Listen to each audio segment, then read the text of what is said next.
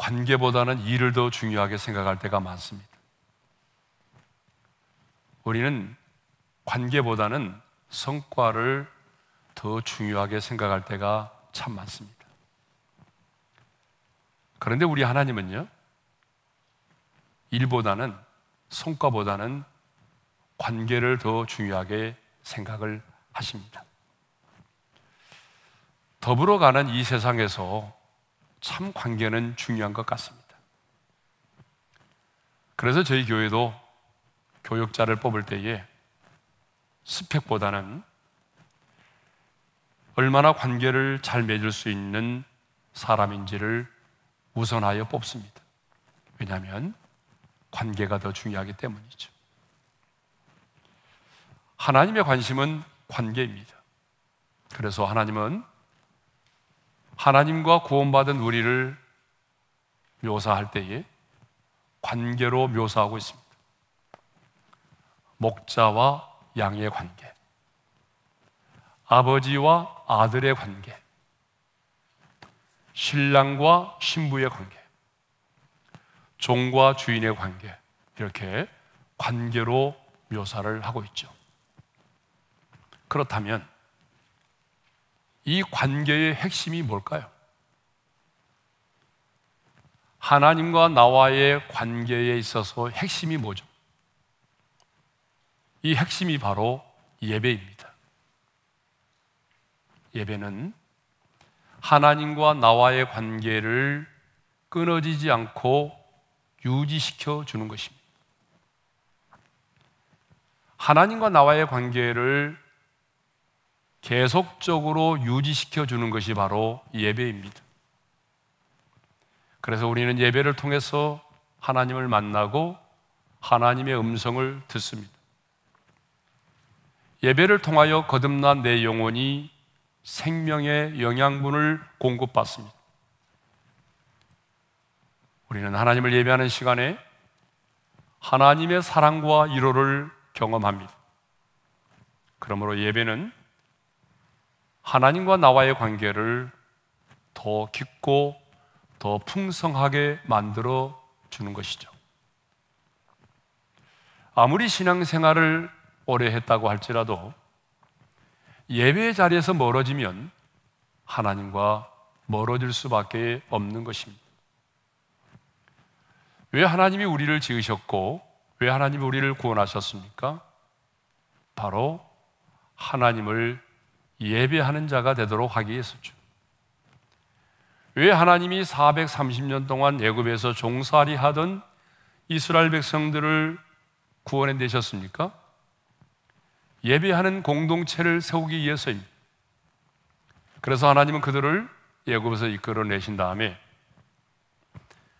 시내산으로 인도하시고 그 시내산에서 10가지 십계명을 주셨던 거죠.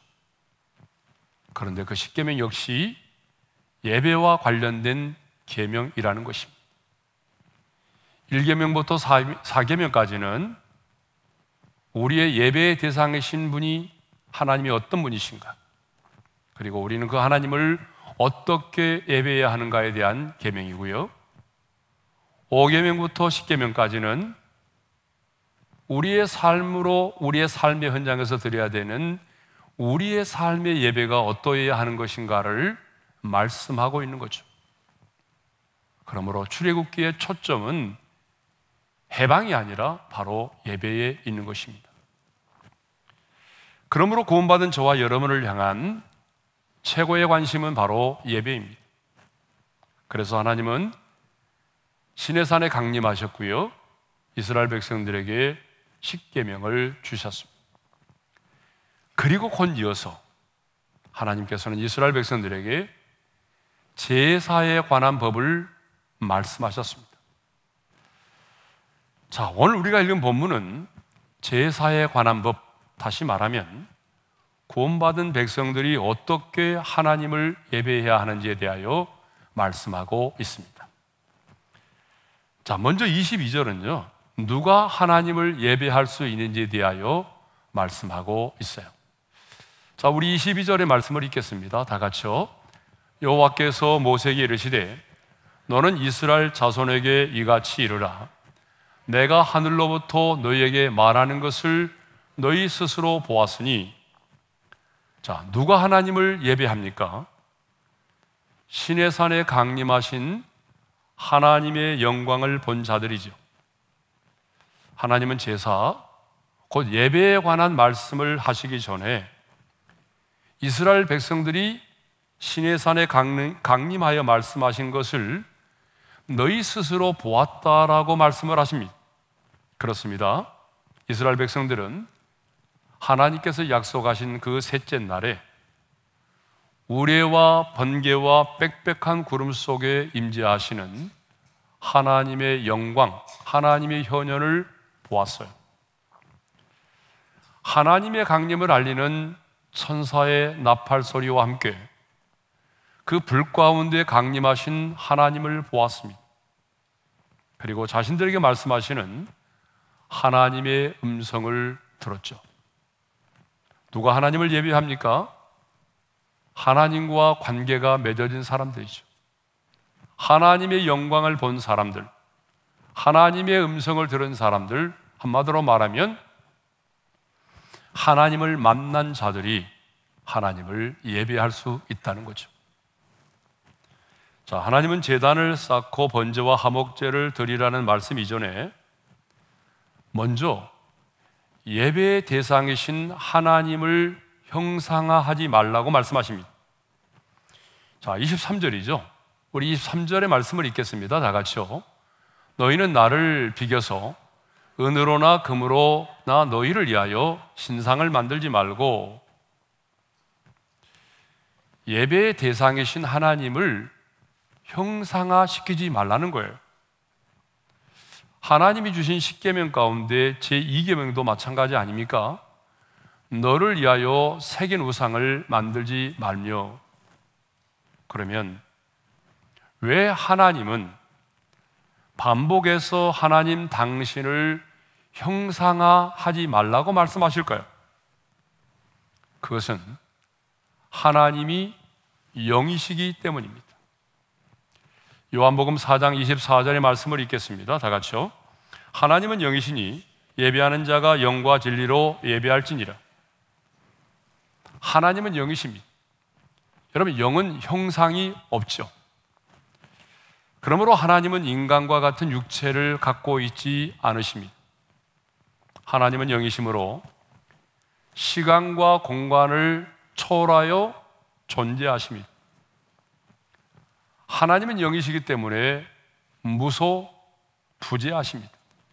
온 세상에 편재하신 분이십니다. 그런데 이런 영이신 하나님을 피조물인 우리 인간이 어떻게 형상화하여 섬길 수가 있겠습니까? 아니, 어떻게 영이신 하나님을 우리가 형상화해서 그 하나님을 표현할 수가 있겠습니까? 하나님이 시내산에 강림하셨을 때도 이스라엘 백성들은요, 하나님의 영과 능력과 영광만을 보았지 하나님의 형상을 보지 못했습니다. 이스라엘 백성들은 번개와 빽빽한 구름과 산의 연기만을 보았습니다. 우레와 나팔 소리와 하나님의 음성만을 들었습니다. 누구도 실존하시는 하나님의 형상을 본 적이 없습니다. 왜냐하면 하나님은 영이시기 때문입니다. 그런데요, 타락한 죄성을 가진 우리 인간들은 보이지 않는 영이신 하나님을 끊임없이 형상화시키려고 합니다. 자, 출애굽기 32장을 보게 되면요, 모세가 시내산에 올라가서 하나님으로부터 계명을 받고 있는 동안에, 율법을 받고 있는 동안에 땅 아래에 있던 이스라엘 백성들은 모세가 더디 내려옴으로 그 순간을 참지 못해서 아론에게 우리를 인도할 신을 만들라라고 요청하죠. 아론은 그래서 금송아지를 만든 다음에 이는 너희를 애굽 땅에서 인도하여 낸 너희의 신이로다라고 말하고, 그 금으로 만든 금송아지 앞에 제단을 쌓고 번제와 화목제를 드렸습니다. 이렇게 우리 인간들은요, 끊임없이 자신들이 믿는 신을 형상화시키려고 합니다. 그러면 왜 사람들은 자신들이 믿는 신을 이렇게 형상화시키려고 할까요? 왜 사람들은 끊임없이 신상을 만들려고 할까요? 실제로 자신들이 믿는 신이 존재하기 때문입니까? 아니면 자신들이 믿는 그 신을 영화롭게 하기 위해서입니까? 정말 그 신을 위해서 이렇게 하는 겁니까? 아닙니다. 자신을 위해서입니다. 그래서 23절 하반절에 뭐라고 되어 있어요? 다시 한번 읽겠습니다. 다 같이요. 너희를 위하여 신상을 만들지 말고 그 신의 도움으로 보호를 받고 그 신의 도움으로 복을 받고자 함이라는 거죠. 결국은요, 나를 위하여 신상을 만드는 것입니다.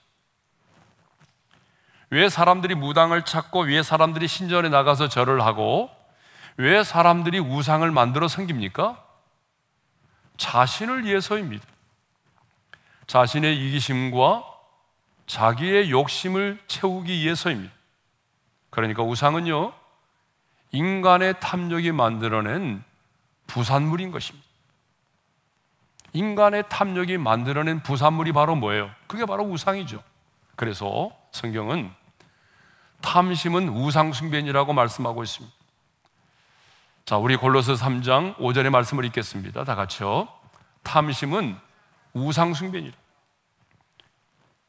눈에 보이는 우상을 만들어 섬기지 않아도 우리의 마음 속에 있는 탐심이 나를 지배하고 있다면 우리 안에 있는 그 탐심이 곧 우상이 되는 것입니다.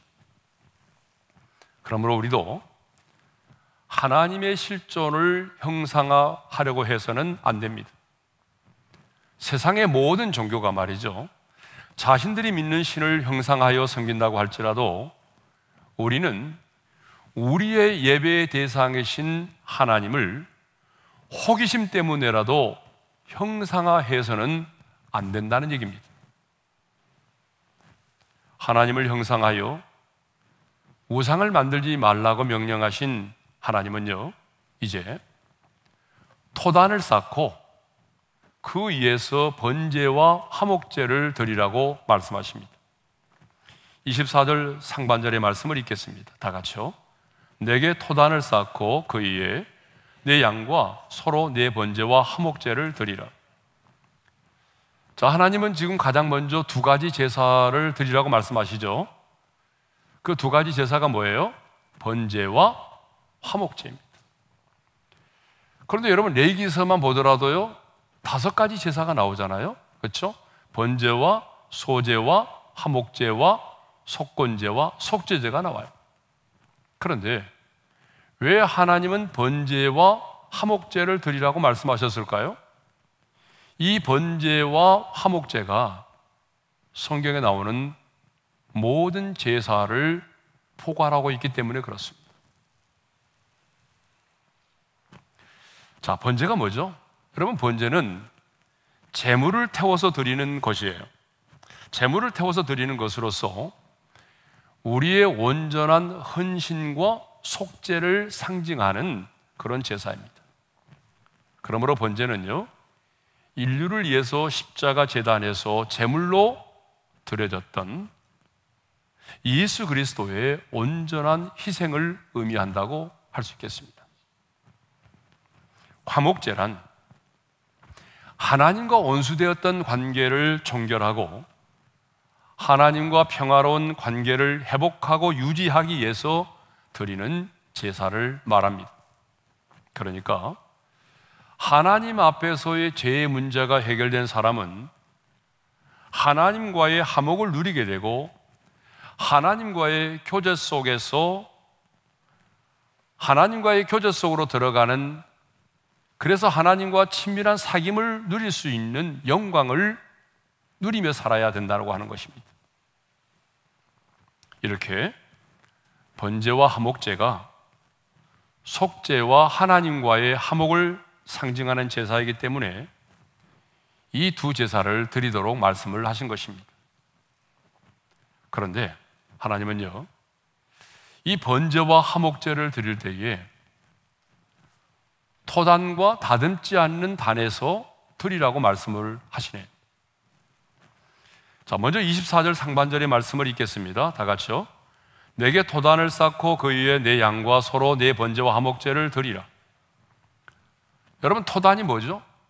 말 그대로 흙으로 쌓은 단을 말합니다.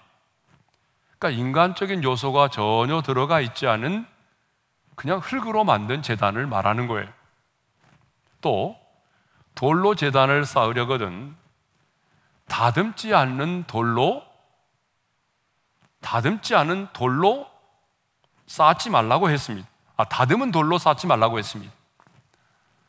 그러니까 다듬지 않는 단에서 하나님께 번제와 화목제를 드리라는 거죠. 자, 25절의 말씀을 읽겠습니다. 다 같이요. 네가 내게 돌로 제단을 쌓거든 다듬은 돌로 쌓지 말라. 내가 정으로 그것을 쪼면 부정하게 함이니라. 그러니까 돌로 제단을 쌓을 때는 다듬은 돌로 쌓지 말라는 것입니다. 여러분, 다듬지 않은 돌은 뭐죠? 자연 그대로의 돌이죠. 그러니까 자연 그대로의 돌을 제단으로 삼아서 번제와 화목제를 드리라는 것입니다. 여러분, 돌을 다듬는다는 것은 뭐죠? 석재를 가공해서 아름답게 장식된 제단을 만드는 것입니다. 그런데 하나님은요, 만일 하나님 자신의 명을 어기고 정으로 돌을 쪼개거나 다듬어 제단을 만들면 부정하게 함이니라고 말씀하십니다. 부정하게 한다는 것은 하나님의 거룩을 손상시키고 하나님의 거룩하신 목적과 의지를 침범하는 매우 심각한 죄가 된다는 거예요.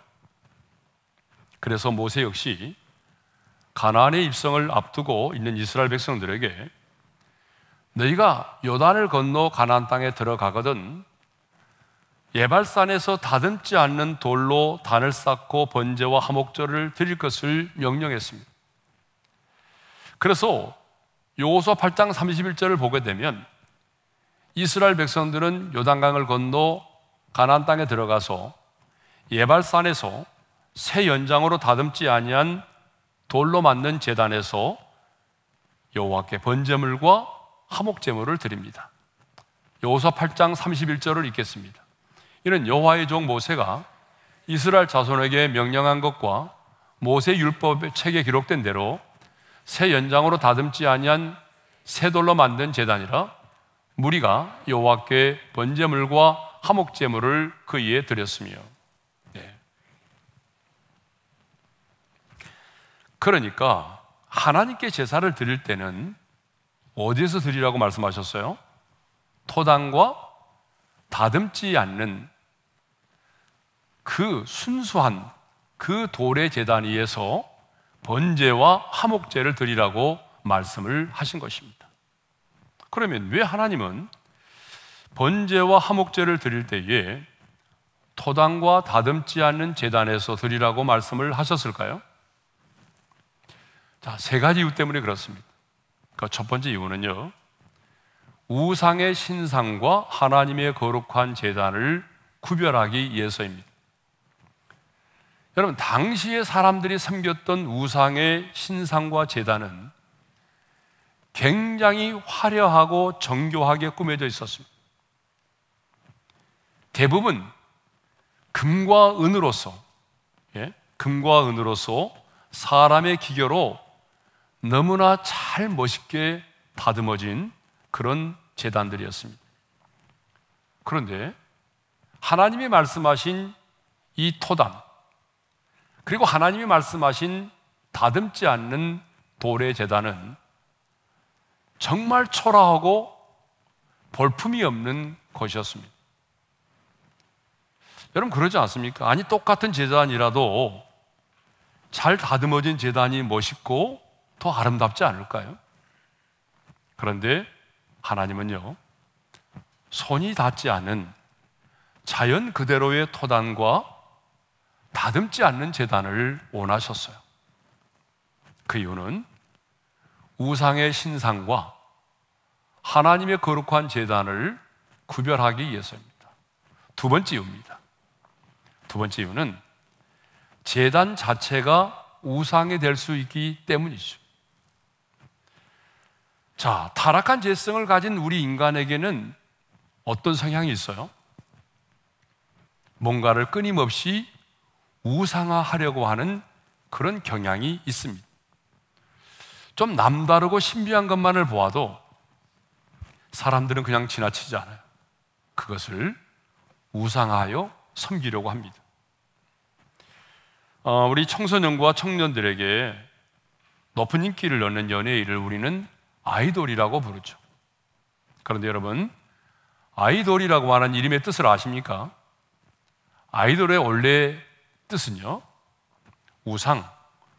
우상적인 존재라는 그런 말이거든요. 그런데 이 의미가 확장되어서 이제는 매우 인기 있는 사람이 되었습니다. 정말 청소년들에게 아이돌 가수는요, 우상과 같은 그런 존재입니다. 그래서 청소년들은 끊임없이 자신이 좋아하는 아이돌 스타를 동경하고 그리고 그들을 모방합니다. 그들이 좋아하는 것을 자신도 좋아하죠. 그들이 있는 옷을 그대로 입고 싶어 합니다. 그들이 좋아하는 음식도 자신들도 그 음식을 먹고 싶어 하는 거죠. 자신이 좋아하는 아이돌 스타가 공연을 할 때는요, 밤을 새워서 줄을 서서 그 공연장에 들어갑니다. 그리고 그 공연장에 들어가면 자신이 좋아하는 그 아이돌 스타를 워십 경배합니다. 그들과 함께 노래를 부르고 춤을 추고 연호를 하면서 아이돌 스타를 예배하죠. 그런데 여러분, 사람만이 아니라 번제와 화목제를 드리는 제단도 우상이 될 가능성이 많습니다. 만일 하나님께 드려지는 제단이 금과 은으로 화려하게 장식되어 있다면 여러분, 제단 그 자체만으로도 우상이 될 가능성이 많습니다. 사실 제단은요, 그 제물이 드려지는 도구에 불과한 거잖아요. 그럼에도 불구하고 그 제단이 너무나 화려하고 금과 은으로 그리고 아름답게 장식되어 있다고 한다면 그 자체만으로도 우상이 될 가능성이 많습니다. 옛날에 저희 어머님은요, 토요일마다 교회 청소를 도맡아 해오셨는데요,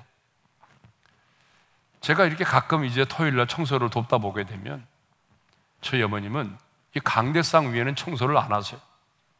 이 올라오지를 않으세요, 강대상 위에를. 근데 왜 그러냐 그러면 저희 어머님 생각은 이 강대상이 구약 성전으로 말하면 지성소라는 그런 생각을 갖고 있기 때문에 그래요. 그래서 저희 어머님은 두려워서 청소를 하더라도 이 제단 위에는 올라오지 않으시고 그리고 하강단부터 시작해서 본당을 청소하시죠. 그런데요, 지금도 우리가 예배를 드리는 이곳을 성전이라고 생각하는 분들이 계세요. 그래서 우리가 드리는 이 예배당을 성전이라고 생각하고 또 강단을 제단이라고 생각하는 분들이 계십니다. 우리가 뭐 익숙해져 있기 때문에 알면서도 사용하지만 엄밀하게 본다면 그런 표현들은 맞지 않은 표현들이죠. 그래서 성전을 지금도 우상화하고 제단을 우상화하려고 하는 사람들이 있습니다. 그러나 새 언약의 백성인 우리들에게는요, 예수를 믿고 영접하여 성령께서 내주하여 계시는 우리 한 사람 한 사람이 성전입니다. 그리고 하나님께 예배로 드려지는 우리의 삶의 모든 현장이 제단이 되는 것이죠. 왜 하나님이 옛 언약의 백성인 이스라엘 백성들에게 토단과 다듬지 않는 단으로 제사를 드리도록 하였습니까? 우상의 신상과 하나님의 거룩한 제단을 구별하기 위해서입니다. 그리고 제단 그 자체가 우상이 되지 않도록 하기 위해서였습니다. 그런데 그보다 더 본질적인 이유가 있습니다.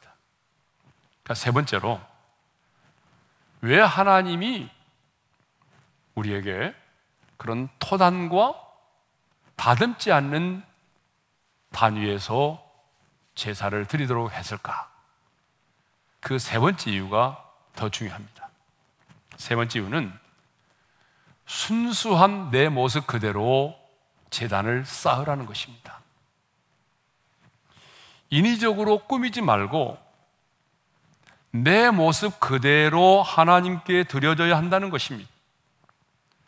여러분, 토단과 다듬지 않는 제단은요, 보잘것이 없어 보이지만 있는 모습 그대로의 순수함을 지니고 있습니다.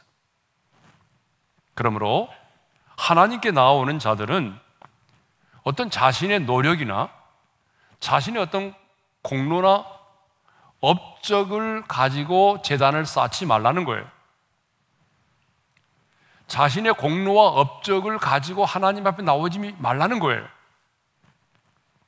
있는 모습 그대로, 약한 모습 그대로 그 순수함으로 나오라는 거예요. 그렇습니다, 여러분. 하나님이 받으시는 예배는요, 있는 모습 그대로의 예배입니다. 하나님이 받으시는 예배는 꾸밈이 없는 순수한 예배입니다.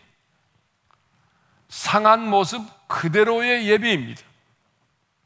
그래서 다윗은요, 자신이 지은 죄를 회개하면서 시편 51편 17절에서 이렇게 고백합니다.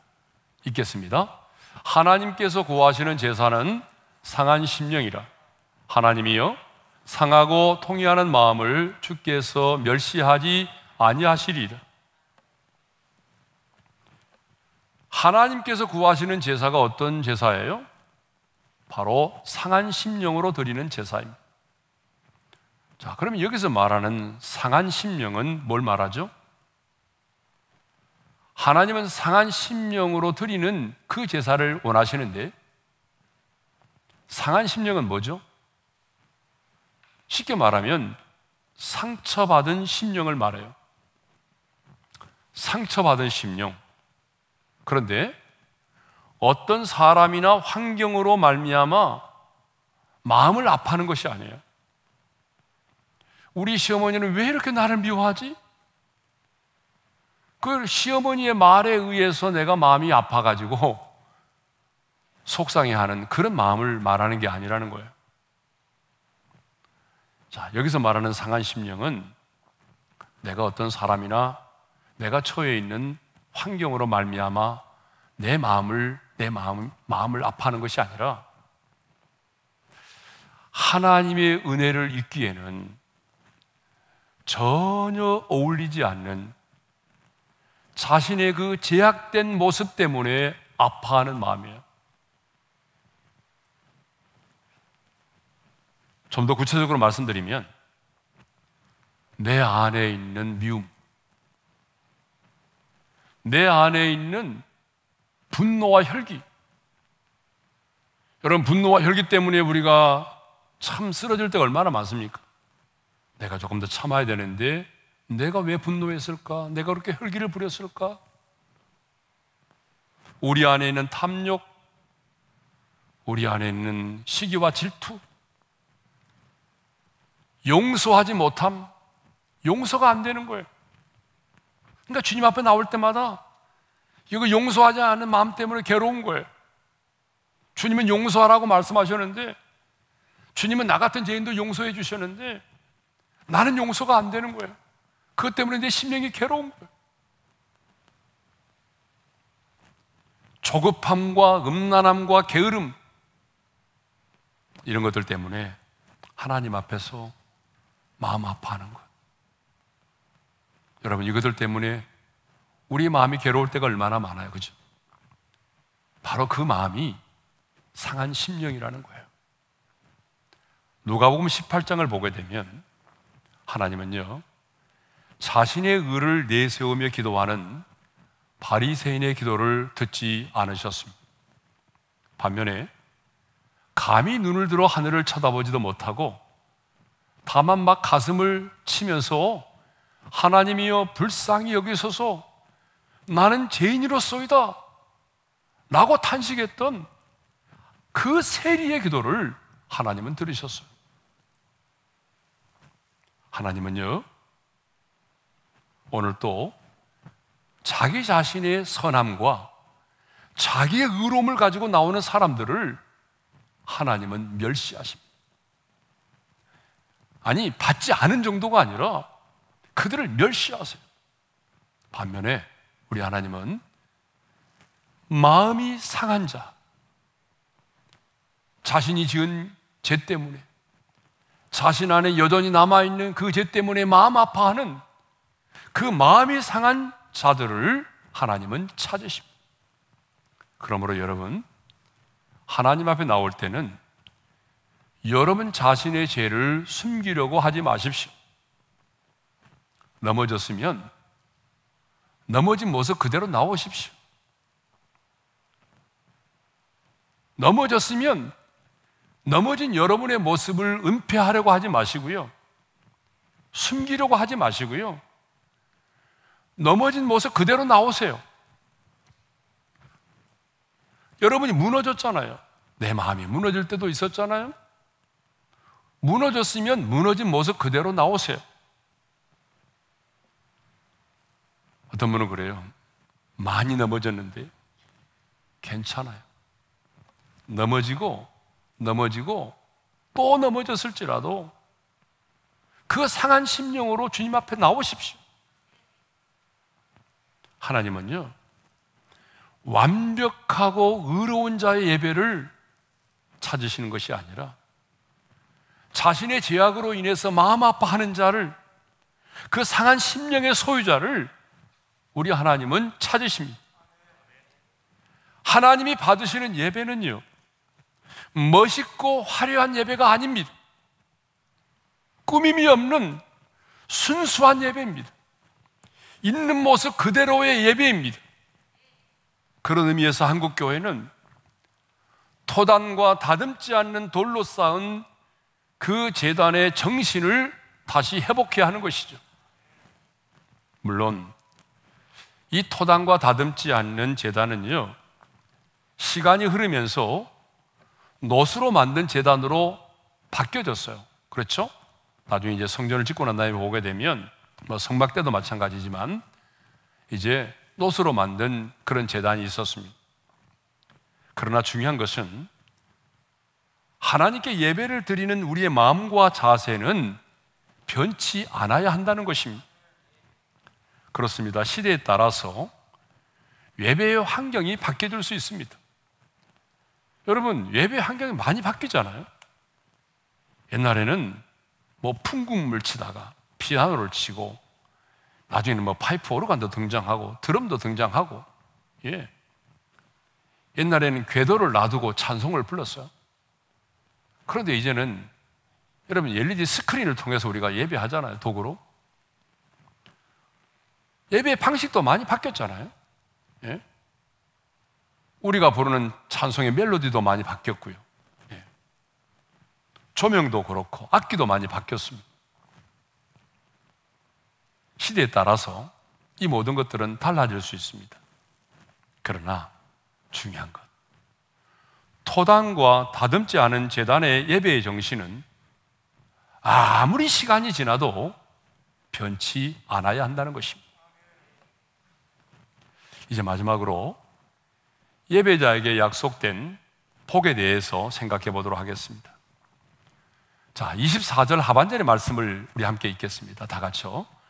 내가 내 이름을 기념하게 하는 모든 곳에서 내게 임하여 복을 주리라. 하나님은 이스라엘 백성들을 애굽에서 구원하여 내시고 그들에게 십계명을 주신 다음에 가장 먼저 복을 주시겠다고 약속을 하셨어요. 그런데 어디에서 복을 주시겠다고 약속하십니까? 내 이름을 기념하는 모든 곳에서 복을 주시겠다고 말씀하십니다. 그러면 내 이름을 기념하는 곳은 어딜까요? 바로 토단을 쌓고 다듬지 않는 단에서 번제와 화목제를 드리는 곳이죠. 그러니까 한마디로 말하면 하나님을 예배하는 곳입니다. 그렇습니다. 예배는 뭐죠? 하나님의 이름을 기념하는 곳이에요. 하나님께서 행하신 일들을 드러내어 높이고 하나님을 영화롭게 하는 것이 바로 예배입니다. 그런데 하나님은요, 하나님 당신의 이름을 기념하는 그 예배의 현장 가운데 임재하시겠다고 약속하셨어요. 그러면 왜 하나님이 그 예배의 현장 가운데 임재하신다고 말씀하십니까? 내게 임하여 복을 주리라. 내가 내게 임하여 복을 주리라. 하나님이 예배의 현장 가운데 임재하시는 이유는 예배를 받으시기 위함이기도 하지만 그렇게 하나님을 예배하는 자에게 복을 주시기 위함이라는 것입니다. 그래서 여러분, 솔로몬이 하나님께 제사를 드리는 예루살렘의 성전을 완공했을 때에 그날 밤에 하나님이 솔로몬에게 나타나셔서 이렇게 말씀하셨어요.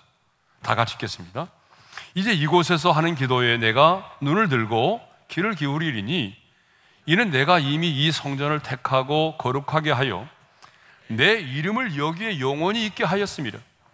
내 눈과 내 마음이 항상 여기에 있으리라.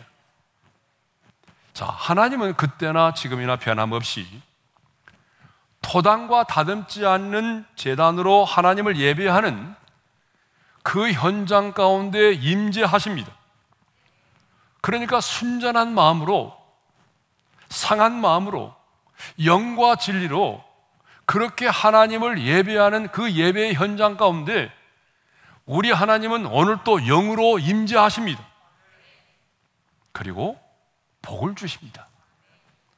물론 우리는 복을 받기 위한 수단으로 예배를 드리지는 않습니다. 그렇죠? 복을 받기 위한 수단으로 우리가 예배를 드리는 것은 아니지만, 그러나 토단과 다듬지 않는 제단으로 예배를 드리면 영광의 주님께서 친히 그곳에 임재하시고 그렇게 예배하는 자들을 만나 주신다는 거죠. 그리고 이렇게 예배하는 자들의 상한 마음을, 그렇게 예배하는 우리의 상한 심령을 주님께서 어루만져 주시고 치유하여 주십니다. 거기서 끝나는 것이 아니라 세상을 이길 수 있는 힘을 공급해 주십니다. 거기서 끝나는 것이 아니라 우리가 이 세상을 살아가면서 묶여있는 그 많은 묶임들을 주님이 풀어주십니다. 복의 근원이 되신 주님께서 그 예배의 현장 가운데 임재하셔서 그 예배를 드리는 사람들에게 복을 주신다는 거예요. 그렇다면 여러분, 이 세상을 살아가면서 어떤 자리가 가장 복된 자리일까요?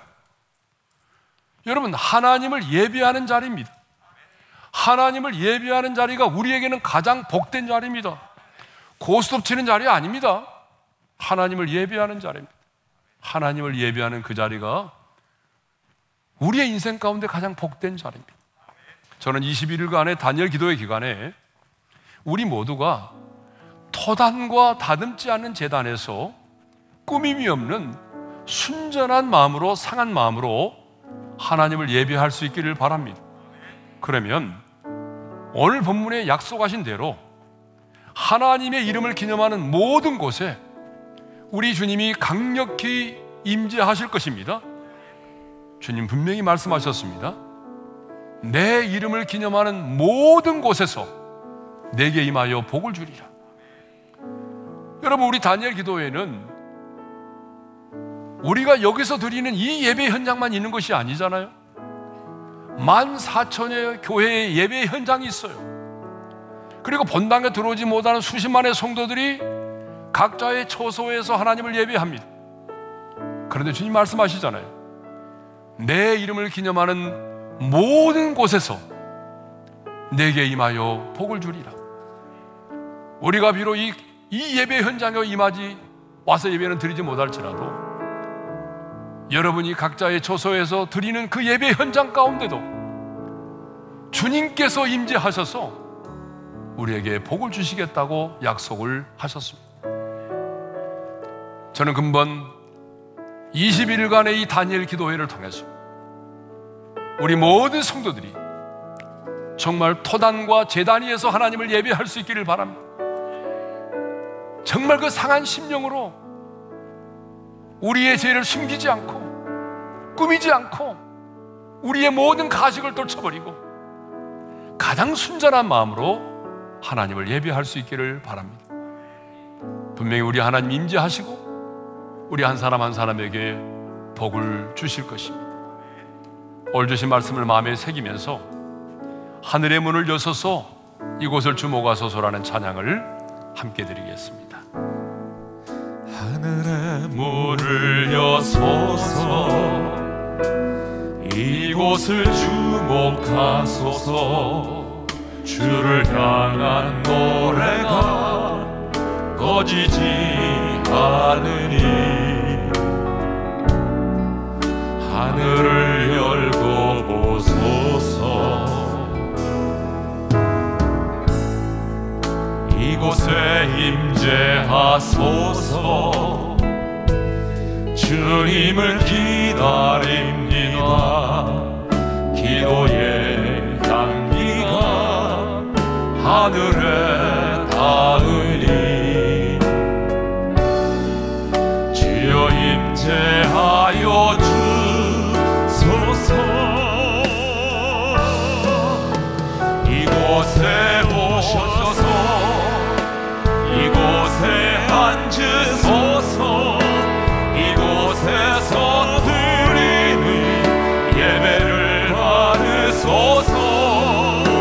주님의 이름이 주님의 이름만이 오직 주의 이름만 이곳에 있습니다.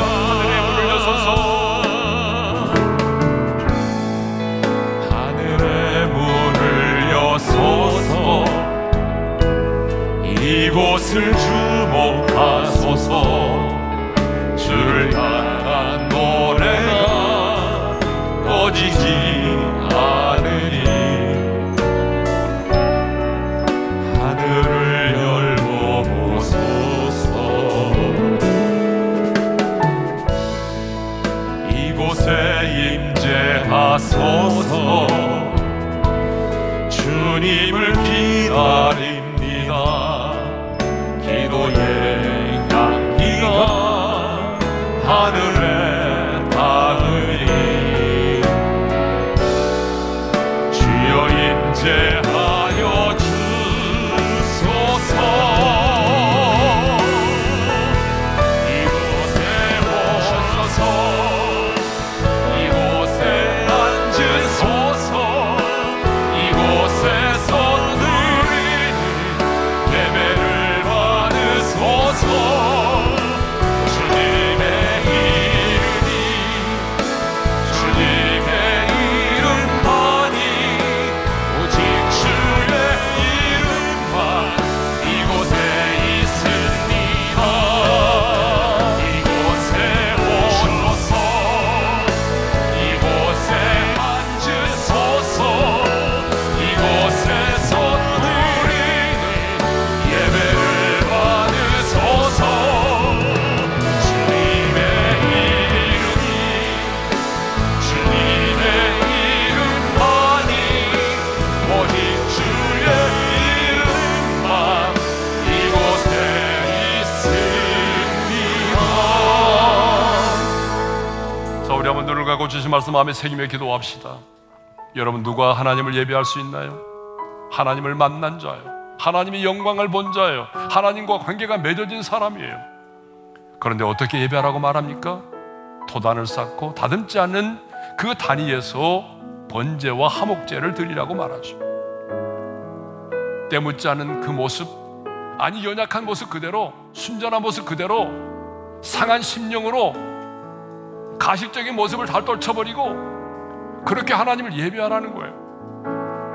그럼 주님이 말씀하시죠. 약속하셨어요. 내 이름을 기념하는 그곳에, 모든 곳에 내가 내게 임하여 복을 주리라. 하나님 그 예배 현장 가운데 임재하셔서 복을 주신다고 약속하셨어요. 하나님을 예배하는 이 자리가 내 인생의 가장 복된 자리임을 잊지 않게 도와주십시오.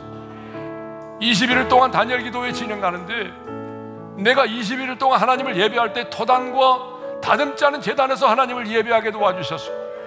어느 곳에서 하나님을 예배하든지 간에 강력한 하나님의 임재를 경험하게 하시고 하나님께서 내게 주신 그 놀라운 은혜와 축복을 받아 누리는 21일간의 다니엘 기도회가 되게 해달라고 우리 주여 한번 부르고 기도하겠습니다. 주여, 할렐루야. 우리 아버지 하나님 감사합니다. 하나님의 자녀 삼아주시고 하나님을 예배할 수 있는 영광스러운 특권을 우리에게 주신 것을 위하여 감사합니다. 하나님, 우리가 하나님을 예배하며 하나님의 도단을 쌓고 다듬지 않은 제단에서 하나님을 예배할 수 있기를 원합니다. 하나님, 우리의 의와 공로를 가지고 나가는 것이 아니라 우리의 상한 심령을 가지고 주님 앞에 나가기를 원합니다. 연약한 모습, 넘어진 모습 그대로 주님 앞에 나가기를 원합니다. 아버지 하나님, 그 모습으로 주님 앞에 나가 예배할 때에 하나님의 이름을 기념하는 그 모든 현장 속에 임재하여 주십시오. 주님이 임재하여 주셔서 우리 한 사람 한 사람을 만나 주시고 세임을 공급해 주시고 우리의 상한 마음을 치유해 주시고 우리의 인생 가운데 묶여있는 모든 것들을 풀어주시기를 원합니다. 20일간의 단절 기도의 기간 우리 모두가 하나님의 강력한 임재 속에 있기를 원합니다. 이런 우리가 이 예배 현장 가운데 임하여 와서 예배를 드리지 못할지라도 우리가 예배하는 그 처소 가운데 주님이 임재하여 주시고 우리에게 말씀하여 주옵소서. 하나님 아버지, 하나님을 예배할 수 있는 영광스러운 특권을 우리에게 주신 것을 감사합니다. 하나님을 예배할 때마다 토단을 쌓고 다듬지 않은 그 제단 위에서 하나님을 예배할 수 있기를 원합니다. 우리의 의와 공로가 아닌 오직 주의 보혈만을 의지하고 넘어진 모습 그대로, 상한 심령 그대로, 순수한 모습 그대로 주님 앞에 나오기를 원합니다. 그렇게 예배할 때에 약속하신 말씀대로 하나님의 이름을 기념하는 그 현장 속에 임재해 주시고 주님, 우리 한 사람 한 사람을 만나 주시고 말씀해 주시고 우리의 상한 마음을 치유하여 주옵소서. 이제는 우리 주 예수 그리스도의 은혜와 하나님 아버지의 영원한 그 사랑하심과 성령님의 감동, 감화, 교통, 인도하심, 토단을 쌓고 다듬지 않은 제단에서 하나님을 예배하여 강력한 하나님의 임재를 경험하고 그 하나님의 임재 속에서 우리를 어루만지시고 말씀하시고 회복시키시는 하나님의 놀라운 은혜와 축복을 받아 누리기를 간절히 소망하는 모든 성도들 위해 이제로부터 영원토록 함께 하시기를 축원하옵나이다. 아멘.